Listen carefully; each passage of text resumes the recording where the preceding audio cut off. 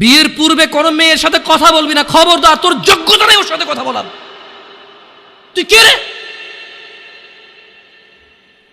বামন হয়ে চাঁদের দিকে হাত বাড়াবি না।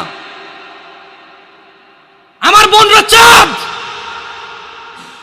ওয়াল্লাহি যেদিন ইসলামী শাসন আসবে, যেদিন ইমাম মেহেদী আসবে, যেদিন ঈসা আলাইহিস সালাম আবার আসবে, ওনার বোনদের উপর যারা হাত দেবে উনি হাত কেটে ফেলবে। তুই বামন হয়ে চাঁদের দিকে হাত বাড়াইস না। আমার বোনরা চাঁদ। ইসলাম মেয়েদেরকে চাঁদ বলেছে আর তোকে বামন বলেছে। বেটা তুই বেটা ছেঁড়া খাতায় শুয়ে লাখ টাকার স্বপ্ন দেখিস, বিয়ের আগে মেয়ের গায়ে হাত দিস? তোর সাহস কত? তোর সাহস কত?